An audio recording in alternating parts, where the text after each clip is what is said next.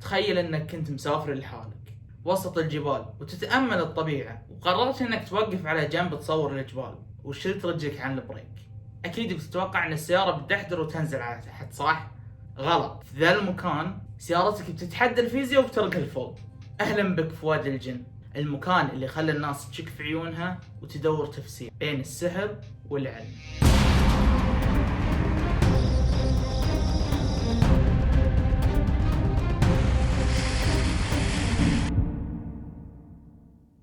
المكان اللي شفتوه من ساعة مو بخيالي، المكان موجود في الواقع ويسمى التلة المغناطيسية، وذي التلة تم توثيقها في 32 دولة حول العالم، منها السعودية وعمان ولبنان وبريطانيا وأمريكا.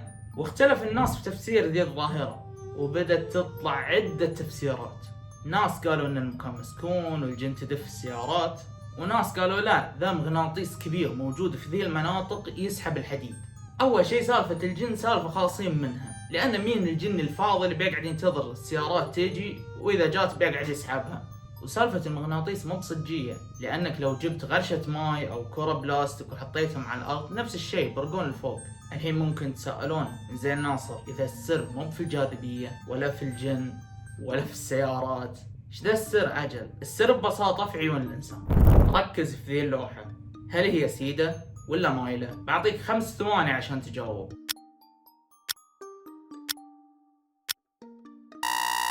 اكيد بتقول مايلة، صح؟ زين لو حطيت لك ارضية تحتها، الحين صارت تبين سيدة، صح؟ غلط عليك، اللوحة للحين مايلة وحتى الارضية مايلة. وعشان اثبت لك خلنا نبعد الكاميرا شوي. الحين لاحظت ان الغرفة هي المايلة؟ انا اللي خدعتك وعطيتك مرجع غلط وعقلك صدقه. وهذا بالضبط اللي يصير لك في التلال ذي. في خط يسمى خط الافق، وذا خط وهمي اللي تلتقي فيه السماء بالارض. وطالما ذا الخط واضح ومستقيم، مخك يقدر يوازن ويصير مرجع لعينك تقيس فيه هل الطريق مستقيم او لا.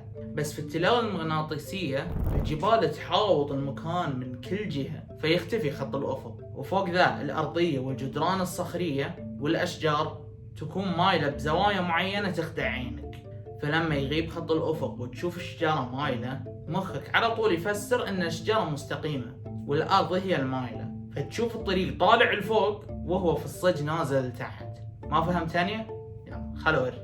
في عام 1946 كان في طبيب عيون اسمه أدلبرت إيمز. هذا الطبيب كان عنده قناعة أن العين مو دايما تنقل صح، وأن المخ ممكن ينخدع بسهولة. وعشان يثبت نظريته للعالم قرر يصمم غرفة هندسية تحاكي التلال المغناطيسية، هدفها تتحدى المنطق وتكسر قوانين الفيزياء. سماها غرفة إيمز. دي الغرفة لما نشوفها من قدام تشوفها غرفة مكعبة عادية، لكن الحقيقة أن الغرفة شكلها مشطوف أو متوازي الأضلاع. من اليمين السقف نازل وزاوية الجدار قريبة، ومن اليسار السقف مرتفع وزاوية الجدار بعيدة، يعني أبعاد الغرفة مو متساوية.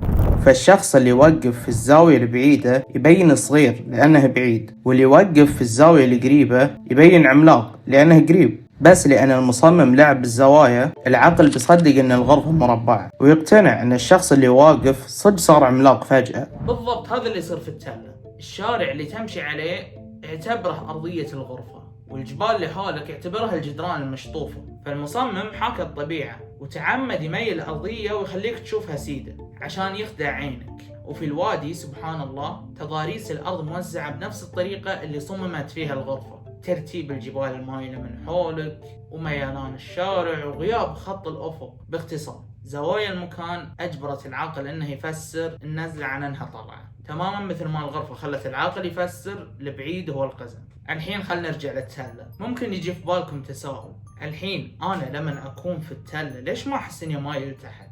ولما أكون مثلا في كوبري ولا في جبل أحس إني مايل فوق؟ السالفة وما فيها أن الجسم يحدد الميلان بناء على عاملين، الأول هو العين والثاني هو الأذن. ومن هنا تبتدي اللخبطة. أول شيء لازم نعرف شلون الجسم يحدد الميلان من الأذن. الأذن مقسمة إلى 3 أقسام: الأذن الخارجية والأذن الوسطى والأذن الداخلية. والأذن الداخلية داخلها سوائل وكريستالات تخلي الجسم يحس بالميلان، ووظيفتها تقول للمخ ترى الراس الحين مايل تحت، أو ترانا نازلين في نزلة. في الأماكن العادية تكون العين والأذن متفقين، بس في التلال يكون بينهم اختلاف.